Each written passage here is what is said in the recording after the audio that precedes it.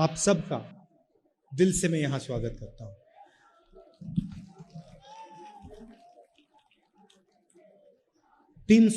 आपने 370 किलोमीटर बोला, 370 किलोमीटर हम मध्य प्रदेश में चले।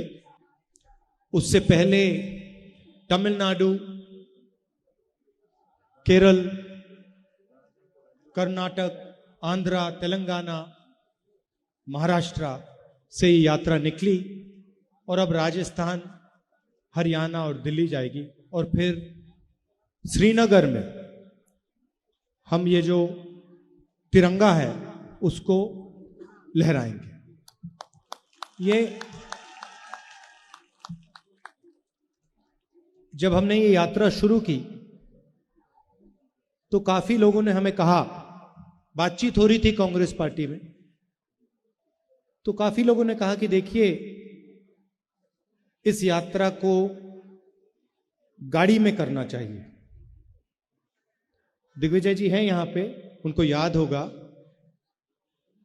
जब दिग्विजय जी और बाकी लोगों ने कहा कि इस यात्रा को गाड़ी में करना चाहिए, तो मैंने कहा अगर आप यात्रा को गाड़ी में करवाना चाहते हैं तो मैं आपका आदमी नहीं हूं,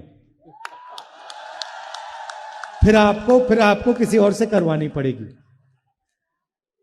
अगर यात्रा पैदल करनी है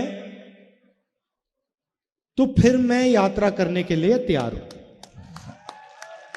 और इसके पीछे मेरी सोच थी,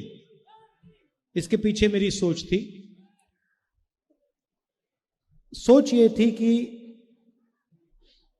21वीं सदी के हिंदुस्तान में जो हमारे राजनेता हैं, और मैं सिर्फ किसी एक पार्टी की बात नहीं कर रहा हूं, मैं सब पार्टियों की बात कर रहा हूं, कांग्रेस, बीजेपी, बीएसपी, सब पार्टियों की बात कर रहा हूं। जो हमारे राजनेता हैं उनके बीच में और जनता के बीच में बहुत दूरी हो गई है। राजनेता कभी हवाई जहाज में उड़ते हैं, हमारे तरीके से उड़न खटोला बोल दो उसको उड़न खटोले में आते हैं, कभी गाड़ी में आते हैं। और मैंने सोचा कि 21वीं सदी में अगर हिंदुस्तान को समझना है, हिंदुस्तान के किसानों से बात करनी है, उनकी इज्जत करनी है, युवाओं की इज्जत करनी है, मजदूरों की इज्जत करनी है, तो पैदल चलने की जरूरत है। जैसे जैसे हिंदुस्तान की आम जनता सड़कों पे चलती है, वैसे ही हमें करना चाहिए। काफी लोगों ने उस समय कहा कि नहीं, बहुत लंबा है, 3700 किलोमीटर है, मुश्किल हो जाएगी, कैसे चला जाएगा। हमने कहा नहीं, हम रिस्क ले लेते हैं, देखते हैं, चला जाए तो चला जाए, नहीं चला जाए तो रुक जाएंगे। और हम सब यात्रियों के साथ कन्याकुमारी से निकले। और आमतौर से क्या होता है, अगर लंबा सफर होता है तो शुरुआत में थकान नहीं होती, और जैसे आगे बढ़ते जाते हैं थकान बढ़ती जाती है। आप लोगों ने सफर किए होंगे, आपको ये मालूम है। मगर इस सफर में बड़ी अजीब बात हुई, जो शुरुआत में थकान थी वो कम होती गई, कम होती गई, कम होती गई, कम होती गई। और ऐसा समय आया, मैं दिवाली के लिए घर गया,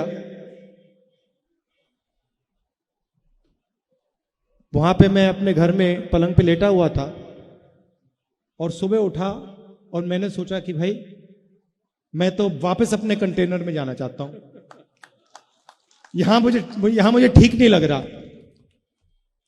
और आप यात्रियों से पूछेंगे तो 8 दिन में हमारी एक ब्रेक होती है, आप उनसे पूछिए, उस दिन कहते भैया आज मजा नहीं आ रहा, हमें चलना है। और अगर आप देखें तो वहां पे जहां हमारा कॉम्पाउंड होता है वहां पे आगे पीछे चलते रहते हैं।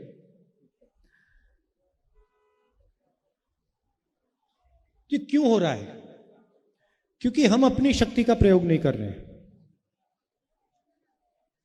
हम जो आपका प्यार है, आपकी मोहब्बत है, उसका प्रयोग कर रहे हैं। और आपने अपने मोहब्बत देकर, अपना सपोर्ट देकर हमारे काम को बहुत आसान कर दिया है। पता ही नहीं लग रहा। मैं आपको बता रहा हूं, आज कमलनाथ जी, मैं बता देता हूं, आज इनको बुखार है, दवाई खाएं। आज इन्होंने मुझे सुबह बोला कि मुझे 101 बुखार है। मैंने कहा रेस्ट ले लो। कहते नहीं, आखिरी दिन मैं भी चलना चाहता हूं, मैं रेस्ट नहीं लूंगा, मैंने दवाई खा ली। और देखिए अब मुस्कुरा रहे हैं। और ये सिर्फ कमलनाथ जी की बात नहीं, ये सारे के सारे हमारे नेता हैं। 370 किलोमीटर हमारे सब नेताओं ने चला है और आपसे बहुत सीखने को मिला है। किसानों से बात हुई, किसानों ने हमें पूरा समझाया। कपास के किसानों ने, सोया के किसानों ने, लहसुन के किसानों ने, सब ने उनकी जो मुश्किलें हैं, उनका जो दर्द है, गहराई में घंटों हम सुने, गहराई में बारीकी से उन्होंने हमें समझाया। बीमा का पैसा डालते हैं, प्राइवेट कंपनी को पैसा दिया जाता है, तूफान आता है, बारिश हो जाती है, खेत बर्बाद हो जाता है, कंपनी का कोई नहीं मिलता। ये देखो, इनका बीमा नहीं मिला। तो ऐसे, आपका नाम क्या है? पाटीदार जी जैसे हजारों लोग इन सड़कों पे हमसे मिले, इन्होंने ये कहा। देखिए, मैं आपसे पूछता हूं, आपको जो यहां किसान खड़े हैं, आपको सोयाबीन के लिए सही दाम मिलता है? ये देखो, फर्टिलाइजर के दाम, खाद आपको आसानी, यूरिया आपको आसानी से मिलता नहीं, यूरिया के दाम बढ़ गए। हां, तो ये सब आपने बारीकी से हमें समझाया। युवाओं से बात हुई, युवा कहते हैं हमने इंजीनियरिंग की, कोई कहता है मैंने सॉफ्टवेयर इंजीनियरिंग सीखी, मैंने ये प्रोग्रामिंग सीखी, मैंने वो प्रोग्रामिंग सीखी, कंप्यूटर को चलाना सीखा। अच्छा, अब क्या करते हो? अब मैं मजदूरी करता हूं,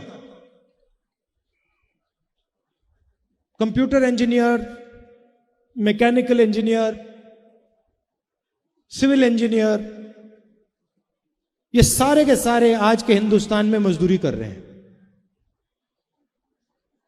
तो ये हालत है सिर्फ मध्य प्रदेश के नहीं, हिंदुस्तान की।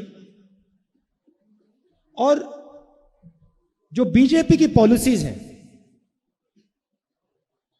वो डर पैदा करती हैं, समाज में डर पैदा करती है। चाहे वो नोटबंदी हो, चाहे वो गलत जीएसटी हो, चाहे वो कोविड के समय की पॉलिसीज हो, इनका लक्ष्य समाज में, किसानों के दिल में, छोटे व्यापारियों के दिल में, स्मॉल और मीडियम बिजनेस चलाने वाले लोगों के दिल में, युवाओं के दिल में डर भरने का है। क्योंकि वो उस डर को नफरत में बदलते हैं। जिसके दिल में डर नहीं है, उसके दिल में नफरत पैदा हो ही नहीं सकती। आप देख लो, जिसके दिल में डर नहीं होता, और हमारी यहां माताएं बहनें हैं, ये इसको बहुत अच्छी तरह समझेंगी। देखिए, आप मुस्कुरा रही हैं। जिसके दिल में डर नहीं होता, उसके दिल में नफरत पैदा नहीं हो सकती। तो नफरत के लिए इनको डर की जरूरत होती है, और इनकी सारी की सारी पॉलिसीज इस डर को पैदा करने के लिए की जाती है। क्यों करते हैं, मैं बता देता हूं। क्योंकि ये जो आपका धन है, किसानों का धन है, जो आपकी शिक्षा में जाना चाहिए, स्कूलों में जाना चाहिए, अस्पतालों में जाना चाहिए, वो आपसे छीनकर इनके सबसे बड़े उद्योगपति मित्रों को देना चाहते हैं। मार्केटिंग वो लोग करते हैं। ये जो हमारे प्रेस के मित्र हैं आज दिख नहीं रहे मुझे, कहां गए वो? ये देखिए यहां बैठे हैं। आज इनसे मिला, मजाक हो रही थी। मैंने इनसे कहा देखिए आप ये मत समझिए कि मैं आपकी बुराई कर रहा हूं। मैं कहता हूं, मीटिंग में कभी कभी कहता हूं, जैसे शुरुआत में मैंने कहा प्रेस के हमारे मित्रों, फिर मैं कहता हूं प्रेस के मित्र हैं मगर हमारी बात तो कभी दिखाते नहीं। तो कैसे मित्र हैं? टीवी पे हमारी बात नहीं आती, हम मनरेगा की बात करते हैं वो नहीं दिखाते, हम नोटबंदी के बारे में बोलते हैं वो नहीं दिखाते, गलत जीएसटी के बारे में बोलते हैं वो नहीं दिखाते। तो मैंने इनसे कहा देखिए आपकी गलती नहीं है, मैं जानता हूं कि आपके पीछे लगाम लगी हुई है। जैसे ये आपको पकड़ रखा है, आपको छूट नहीं देते हैं। जो आपके दिल में है, जो आप बोलना चाहते हो, आपको अलाउ नहीं करते। तो मैं आपकी बुराई नहीं कर रहा हूं, मैं जिन लोगों ने आपके पीछे लगाम लगा रखी है उन पर सवाल उठा रहा हूं। तो हम पार्लियामेंट में बात उठाने की कोशिश करते हैं, माइक ऑफ कर देते हैं। माइक ऐसे ऑफ कर देते हैं, बोलते जाओ जितना बोलना है, कुछ नहीं। देखो मैं दिखाता हूं आपको पार्लियामेंट में क्या होता है, मैं आपको दिखाता हूं।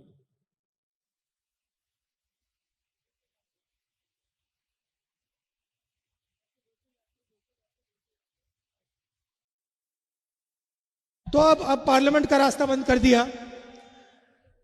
जो भी उसमें भैया जो भी बोलो, जो भी बोलना है, जितना भी बोलो, मजे ले लो। देखो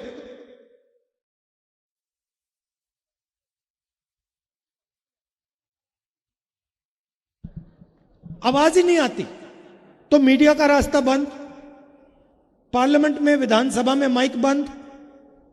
तो हमने कहा चलो सड़क को तो बंद नहीं कर सकते,